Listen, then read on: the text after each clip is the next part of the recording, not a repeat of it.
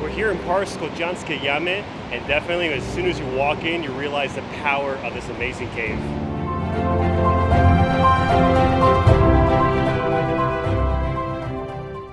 So now we're going to test the prosciutto to see how good it is. And you stick this in here, you pull it out, and you smell it, and it smells really good.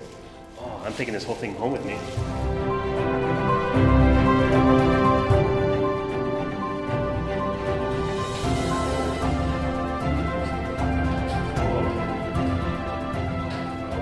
Walking in the room with the aroma just pungent and beautiful, definitely made my mouth water, and just tasting a little bit of history was great. Cycling the Karst region was way different than anywhere else we've done in Slovenia so far.